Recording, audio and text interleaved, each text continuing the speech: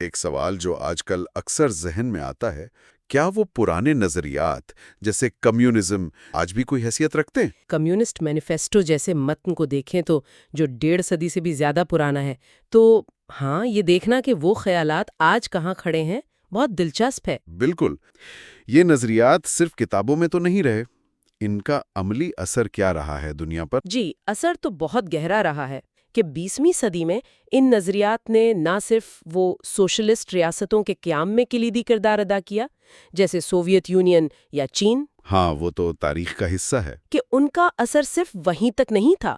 سرمایہ دارانہ ممالک میں بھی ان نظریات کے چیلنج کی وجہ سے ایک طرح کا رد عمل پیدا ہوا، یعنی وہاں سوشل ویلفیئر سٹیٹ، مزدوروں کے حقوق، بہتر اجرتیں، کام کے اوقات کار کا تعین، یہ سب چیزیں کسی حد تک اس نظریاتی مقابلے کے دباؤ میں آئیں۔ مطلب یہ ایک بالواسطہ اثر تھا۔ یہ تو بڑی دلچسپ بات ہے کہ اثر دو طرفہ تھا۔ اچھا، اب ان سوشلسٹ ریاستوں کے تجربات کی طرف آتے ہیں، تو مجموعی طور پر کیا تصویر بنتی ہے؟ ابتدائی دور میں صنعتی ترقی، تعلیم عام کرنا، صحت کی سہولیات کو بہتر بنانا، یہ کچھ کامیابیاں ضرور گنی جاتی ہیں، کچھ جائزوں میں یہ باتیں ملتی ہیں، جی، لیکن دوسری طرف معاشی مشکلات کا ذکر کرتے ہیں، منصوبہ بندی میں مسائل، پھر سیاسی آزادیوں کا نہ ہونا، انسانی حقوق کی خلاف ورزیاں، یہ بھی بھیانک حقیقتیں بھی ہیں۔ تو کوئی سیدھا سادہ جواب نہیں ہے کہ وہ کامیاب رہے یا ناکام؟ بالکل نہیں۔ سبق شاید یہی ہے کہ کوئی بھی نظریہ جب عملی جامہ پہنتا ہے تو وہ خلا میں نہیں ہوتا۔ مقامی حالات کیسے ہیں، لیڈرشپ کیسی ہے، بین الاقوامی سطح پر کیا دباؤ ہے، یہ سب چیزیں مل کر نتائج طے کرتی ہیں۔ کوئی ایک ماڈل ہر جگہ ایک جیسا کامیاب یا ناکام نہیں رہا۔ صحیح۔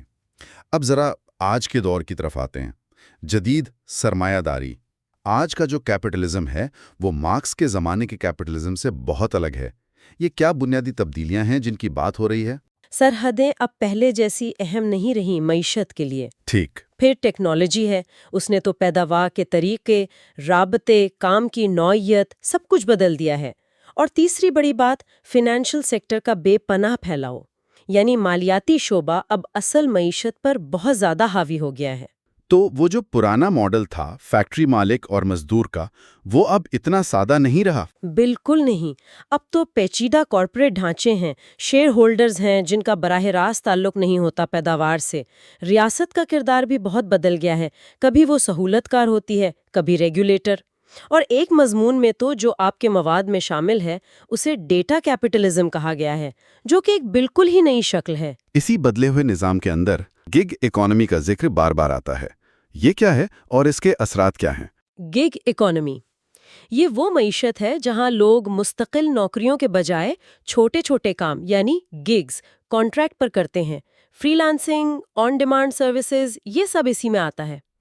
جیسے رائڈ شیئرنگ ڈرائیورز یا ڈیلیوری ورکرز؟ بالکل۔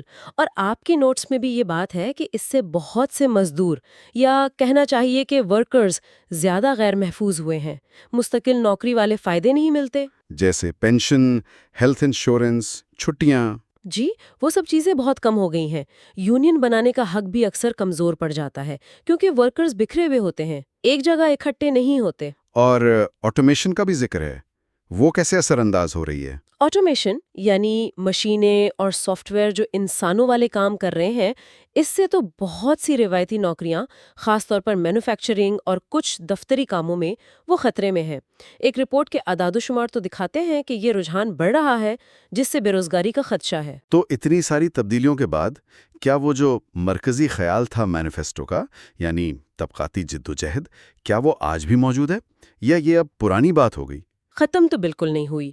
ہاں، یہ ضرور ہے کہ اس کی شکلیں بہت بدل گئی ہیں۔ وہ پرانی واضح تقسیم شاید اتنی نہیں رہی، لیکن معاشی عدم مساوات، یعنی امیر اور غریب کا فرق؟ جی، آمدنی اور دولت کی تقسیم میں فرق، وہ آج بھی بہت بڑا مسئلہ ہے۔ تو جدوجہد کس شکل میں نظر آتی ہے آج؟ اب یہ صرف فیکٹریوں میں ہڑتالوں تک محدود نہیں، اب یہ آپ کو سماجی انصاف کی تحریکوں میں نظر آئے گی۔ ماحولیاتی تبدیلی کے خلاف جو مظاہرے ہوتے ہیں، ان میں اکثر معاشی پہلو بھی شامل ہوتا ہے۔ اچھا۔ یا پھر شناختی سیاست جو ہے یعنی نسل، جنس یا مذہب کی بنیاد پر جو گروہ بندی ہوتی ہے، اس کے پیچھے بھی اکثر معاشی محرکات ہوتے ہیں، وسائل کی غیر منصفانہ تقسیم کا احساس۔ تو جدوجہد زیادہ بکھری ہوئی اور زیادہ پیچیدہ ہو گئی ہے۔ کہ آج کے نوجوان جو شاید سرد جنگ کے دور سے بہت دور ہیں، وہ پھر بھی مارکسزم یا اس سے ملتے جلتے تنقیدی نظریات میں دلچسپی لیتے نظر آتے ہیں؟ ایک تو شاید موجودہ معاشی نظام سے ایک قسم کی بے اطمینانی ہے۔ نوجوان نسل دیکھ رہی ہے کہ محنت کے باوجود معاشی استحکام حاصل کرنا مشکل ہو رہا ہے۔ مستقبل کے بارے میں غیر یقینی صورتحال؟ بالکل، گھر خریدنا، اچھی نوکری ملنا، یہ سب پہلے سے زیادہ مشکل لگتا ہے بہت سے نوجوانوں کو۔ پھر وہ سماجی اور معاشی ناانصافی جو انہیں اپنے ارد گرد نظر آتی ہے، وہ انہیں سوال اٹھانے پر مجبور کرتی ہے۔ تو وہ ان پرانے نظریات میں ایک طرح سے موجودہ نظام پر تنقید کا ذریعہ پاتے ہیں؟ ہاں، ایسا لگتا ہے۔ وہ شاید ان نظریات میں ایک زبان پاتے ہیں جس سے وہ اپنی مایوسی اور تبدیلی کی خواہش کا اظہار کر سکیں۔ یہ ضروری نہیں کہ وہ کسی پرانے سوشلسٹ ماڈل کو ہو بہو واپس لانا چاہتے ہوں۔ وہ متبادل نظاموں کے بارے میں سوچ رہے ہیں، وہ زیادہ منصفانہ اور پائیدار نظام چاہتے ہیں۔ تو وہ ان پرانے خیالات سے انسپریشن لے رہے ہیں نئی سوچ کے لیے۔ تو اگر ہم آج کی ساری گفتگو کو سمیٹیں تو خلاصہ یہ نکلتا ہے کہ کمیونسٹ مینیفیسٹو اور اس سے جڑے نظریات، بھلے ان سے اتفاق ہو یا اختلاف، وہ آج بھی مکمل طور پر غیر متعلقہ نہیں ہوئے ہیں۔ جی بالکل۔ وہ کسی نہ کسی شکل میں ہماری بحثوں میں، ہمارے سماجی ڈھانچے پر اور لوگوں کی سوچ پر اثر انداز ہو رہے ہیں۔ مستقبل میں ان کا کیا کردار ہوگا؟ خاص طور پہ جب ہم ٹیکنالوجی کی مزید ترقی، کام کی بدلتی ہوئی نوعیت اور معیشت کے نئے چیلنجز کو دیکھتے ہیں۔ جی، اور ایک نئی نسل جو اپنے مستقبل کے بارے میں فکر مند ہے اور سوال اٹھا رہی ہے۔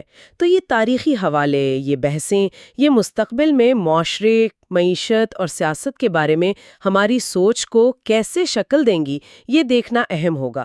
ان سے کیا سبق سیکھا جا سکتا ہے اور کیا غلطیاں دہرانے سے بچا جا سکتا ہے۔ بالکل۔